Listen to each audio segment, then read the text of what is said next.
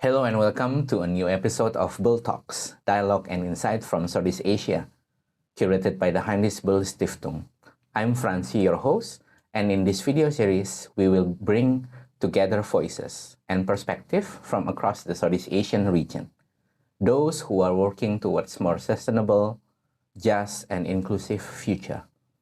We explore ideas that connect people and the Southeast Asia region, from climate resilience to green innovation, from ecological wisdom to sustainability, from gender equity to democracy and human rights. Each conversation is an invitation to reflect on where we are, what is changing, and how we can move forward together. In this episode, I'm talking to Prof. Dr. Cleo Anne Calimbahin from the Department of Political Science and Development Studies, de la Salle University, Manila, the Philippines, and she's also a senior research fellow at the ANU Philippines Institute, Australian National University in Canberra, Australia. We will talk about her recent paper, Participatory Democracy in a Time of Democratic Backsliding, Populism, and Polarization. So, welcome, Doc Cleo.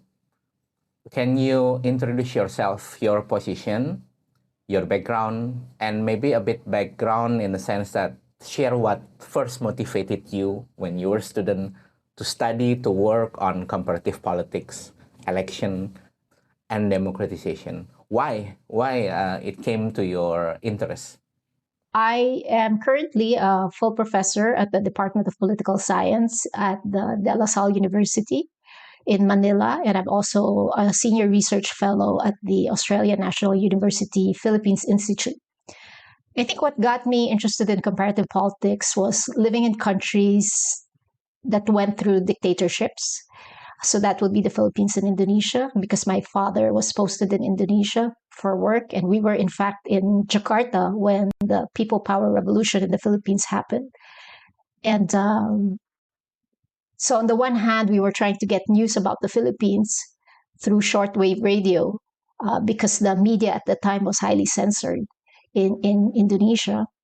So when People Power revolution happened in the Philippines, which is the peaceful revolution that toppled the Marcos Sr. dictatorship, we also saw afterwards how the print media, the foreign print media that we were subscribing to, English newspapers published from different parts of the world, would be heavily redacted. So I think maybe that got my interest into Southeast Asia politics. Okay, so you really had this personal experience in the past when during your formation years, you were based in Jakarta, and you hear that your country had this populism, democratic backsliding. So this is really fit with our topic today, and also about your paper, right? Because I also recommend the audience to download this paper and read, because it covers case studies from the region about the topic. Dr. Cleo, could you share some insight into the paper we are discussing today? What, to your understanding, are the major takeaways, like why people could benefit from reading your papers? What did you cover in this paper? So I think one of the first things I wanted to establish was the kind of political environment that we are in, that we're seeing in the region, levels of democratic decline. We're seeing manifestations of polarization, and we're seeing support for populism as well. At the same time, it's also to look back at the rich history of participatory democracy in Southeast Asia that has a rich history of pushing back against shrinking democratic spaces over time, and also to be wary of things that might pose challenges to having meaningful participatory democracy in Southeast Asia. And in our region in Southeast Asia, majority of the people take politics for granted, right? So they sometimes reduce politics just to about election, whom to vote, whose family is powerful, or whose family belongs to my or has close proximity to what I believe, right? So does this kind of participatory democracy is still immature in Southeast Asia then, because people tend to reduce it only to election? Right. So that is part of the problem, that participatory democracy tends to be limited only to elections. And that's just one part of the story in terms of living and breathing democracy.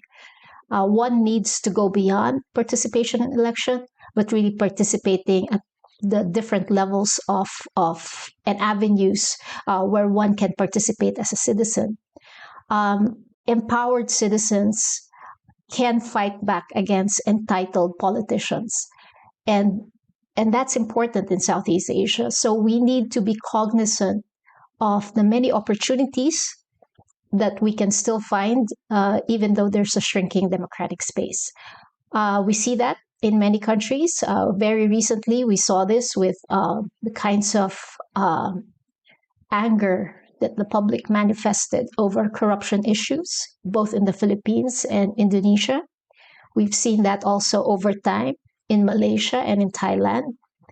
But the avenues for pushback are very, very different in all these countries as well.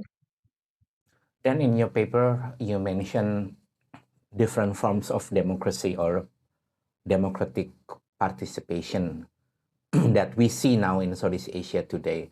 Could you kind of share, illustrate, because our region also has kind of post-colonial context, right? Some people would say that we learn the concept of democracy from the Western sphere of the world. So could you maybe just mention some example? Don't give out too much, because I want also people to read by themselves and interpret by themselves. But what kind of different form of democracy that exists or we see in Southeast Asia today? Well, there's a lot of emphasis on the procedural democracy, right? So even though these uh, individuals who proffer themselves to lead countries would claim that they are democratic, they are really just focusing on the procedural aspect of democracy. But we're also seeing limited participatory processes for the public, for the citizens. So in some countries where you used to have bottom-up budgeting, suddenly that would be scrapped.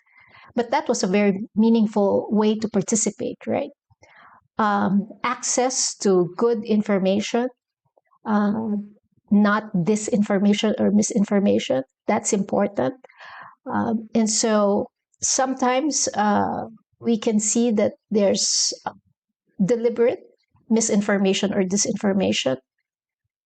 So that's also contributing to the kind of issues and challenges we face in countries that are purportedly democratic. Campaign finance or money politics is an issue. It's very expensive to be able to run for public office in some countries. And so incumbency will always have advantage. Or in the case of the Philippines, we saw that those who challenge incumbents are contractors of public works. So they're still after the same thing, which is access to state resources. I think also, if you think about it, there are increasing influence of men in uniform in Southeast Asia. And as I mentioned, issues of disinformation and misinformation, especially in the digital space, is problematic in terms of how the public can genuinely participate in various democratic processes. Thank you. And you mentioned some countries in our region that experiencing this wave, it's almost like during the pandemic, right? The wave goes from one country to another country. And also in this era of, let's say, free information, people can access information from the palm of their hands, right? And also new generation, they are more fluent in technology. how would you explain the current wave of democratic backsliding in Southeast Asia? And what signs, maybe you can kind of identify 2 or 3 signs that worry you the most about this democratic backsliding? Mhm. I think we're seeing something drives an attraction to populism. We're seeing an attraction to authoritarianism, and that came out in some surveys. Even though there are other surveys that also show that there is an attraction for democratic attitudes, but that is also countered by levels of skepticism by the public, and that skepticism, it's not a justification, but it's due to a failure of democratic institutions as well to deliver uh, efficiently and effectively public services. So, given the protracted nature of inequality that we're seeing in various parts of the region, I think there are some sectors of society who would like to see quick solutions to these very, very long-standing problems of inequality. And populists and their rhetoric and authoritarian rulers tend to be very convincing that they can deliver those very quick fixes to long-term problems, and so that's very attractive. And you mentioned about the signs, you mentioned about the current wave to democratic backsliding. In your paper, also you mentioned about populism and authoritarianism has reshaped people's expectation of leadership, just what you just said, right? Why people stop believing in democratic institution? They're looking for this quick fix. They look for the strong man. They look for someone who can kind of revive the glory of the past. Just a wild thought. Was it also because of the post-pandemic situation of the world, right? A lot of people crashed, a lot of country crashed, then they tried to rebuild.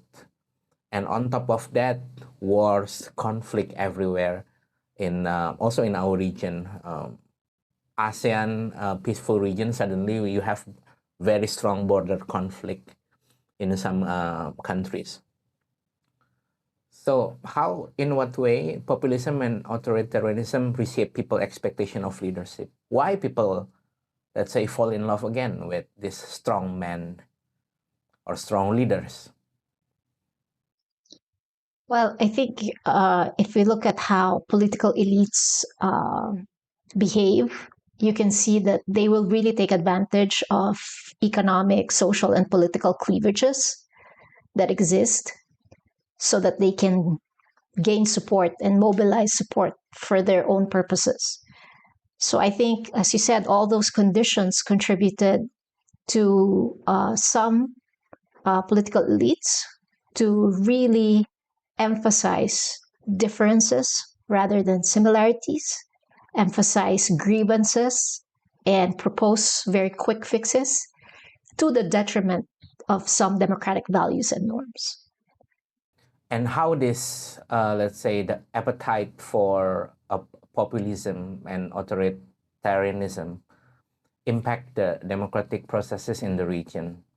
Is it going in negative trends, or could be kind of a fix later when people realize that this doesn't work?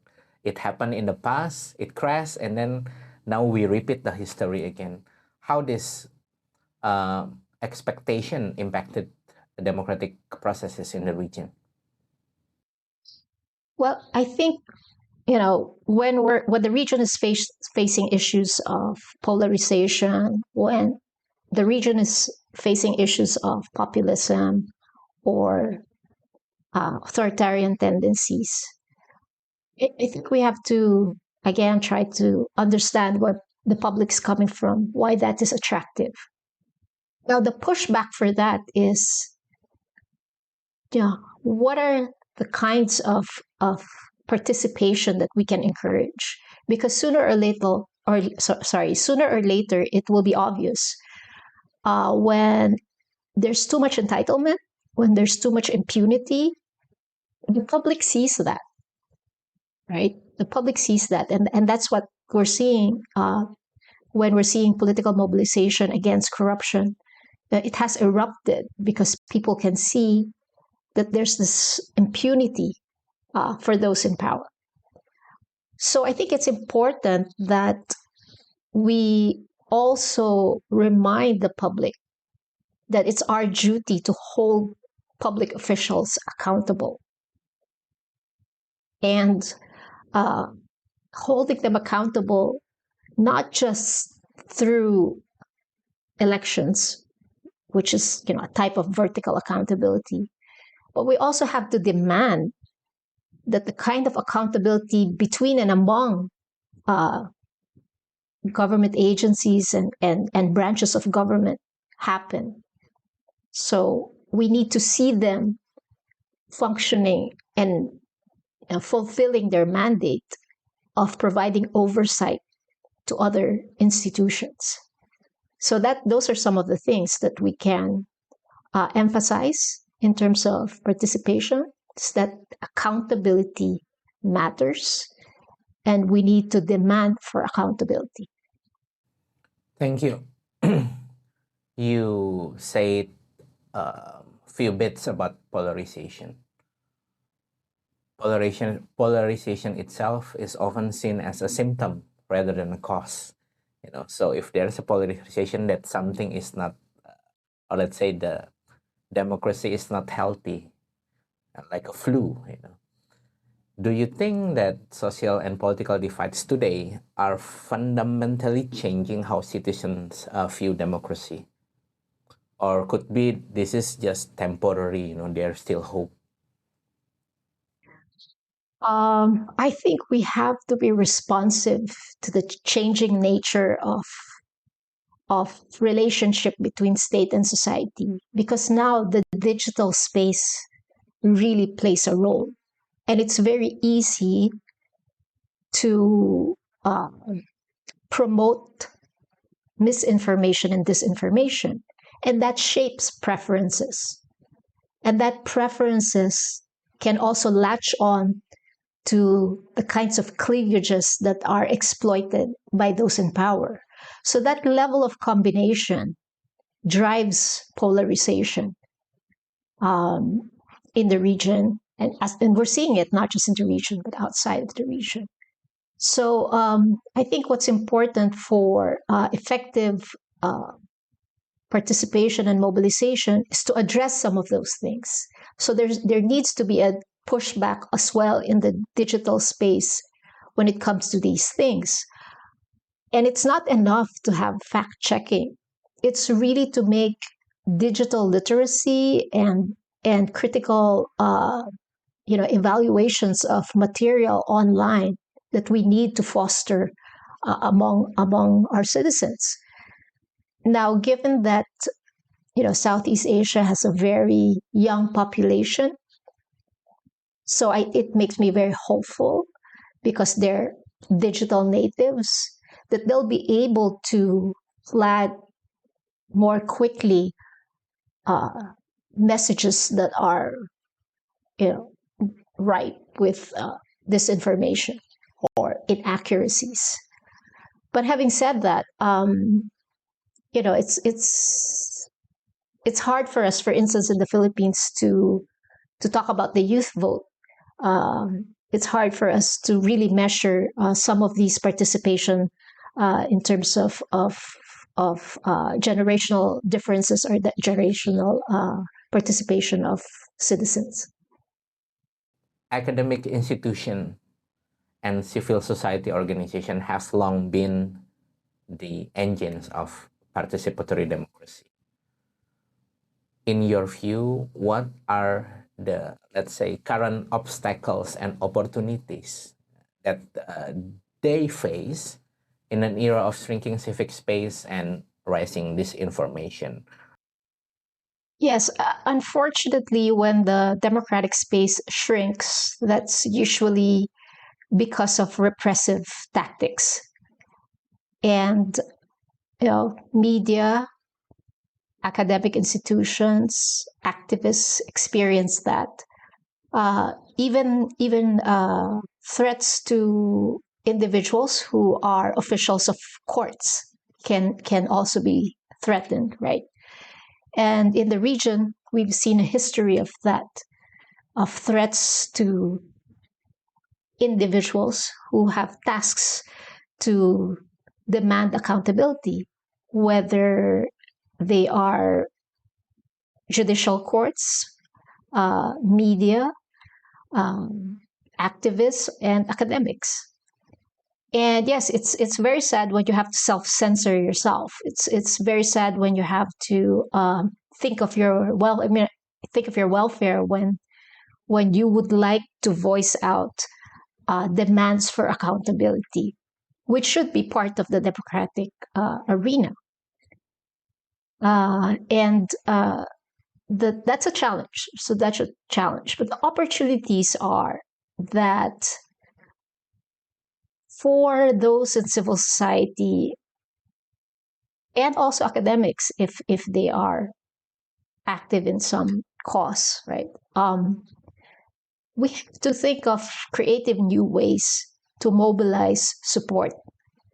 Some of the things that worked before historically are good, it's there, but maybe we need to pivot or be quick as well to identify opportunities where we can have a broader coalition or gain new members or enlighten people about the kinds of responsibilities they have in a democratic space.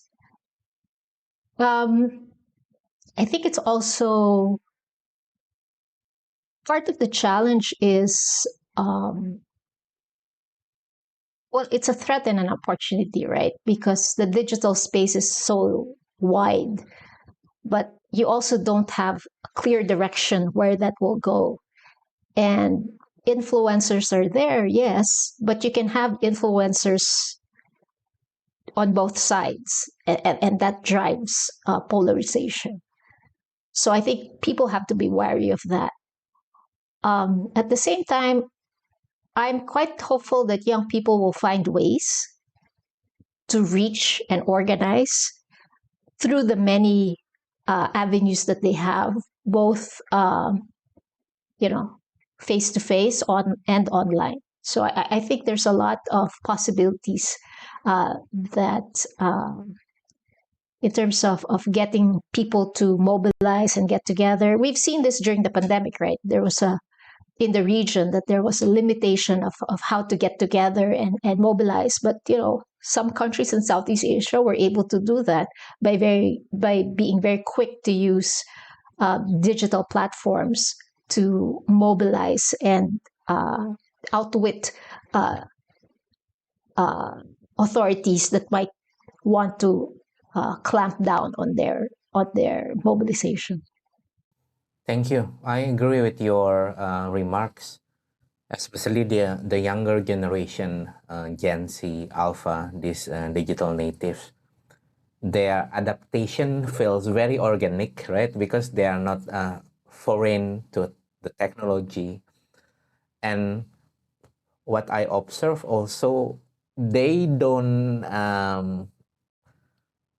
perceive state borders like maybe the older generation, because maybe someone, young people, young person in Manila see the news in Jakarta, there's a protest or like student movement, then they feel it.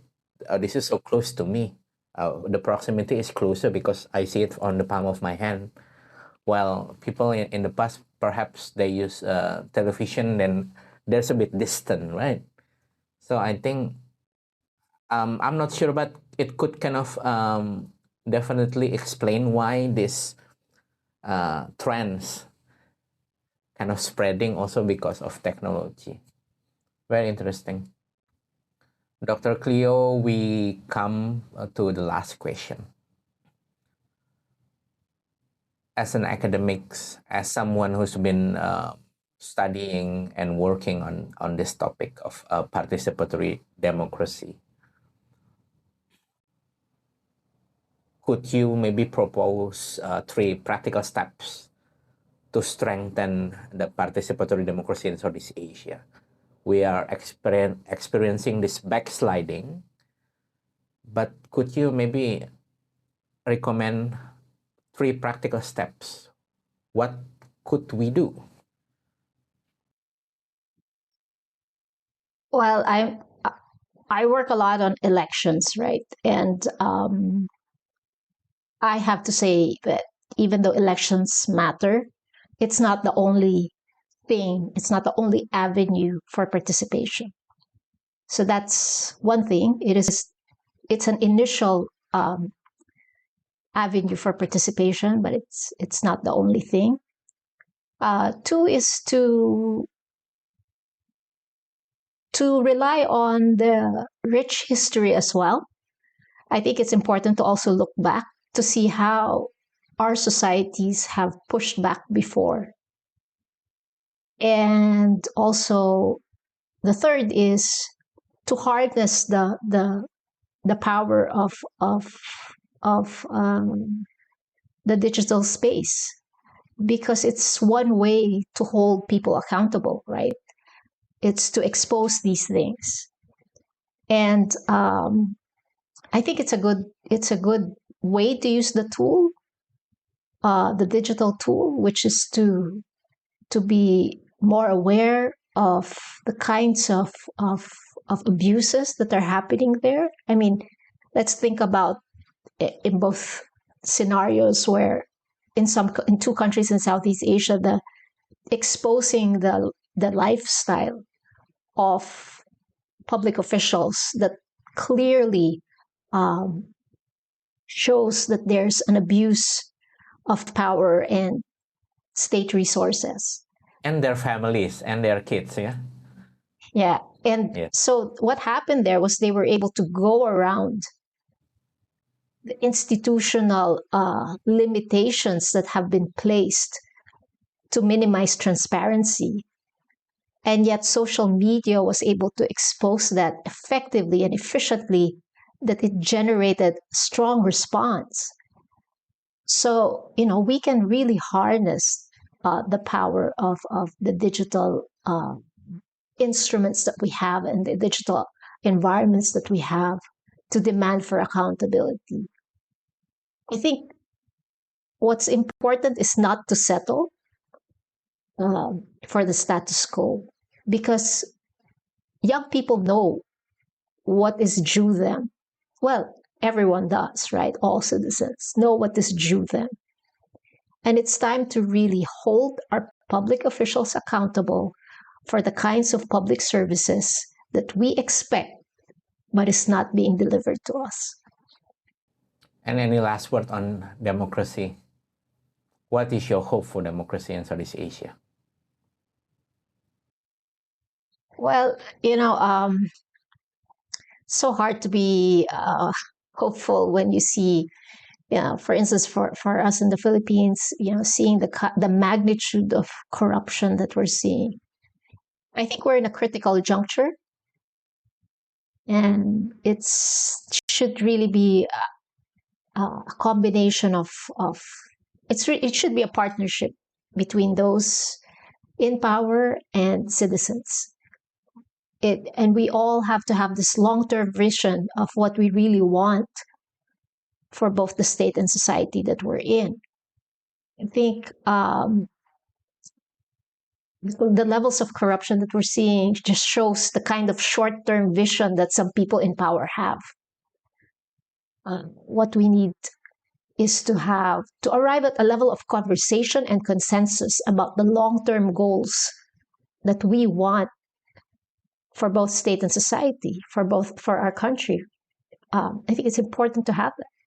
Political elites need to listen and converse with the public, and the public also needs to be able to articulate effectively and efficiently their demands, including demands for accountability. Thank you so much, Prof. Cleo, maraming salamat po for speaking us today. Thank you. Yeah, for speaking to us today. and for sharing your valuable insight with our audience. And audience, don't forget her latest paper. Personally, I learned a lot from the paper. And stay tuned for the next episode of Bull Talks, Dialogues and Insight from Southeast Asia, where we continue exploring the ideas, people, and stories driving change across Southeast Asia. Thank you.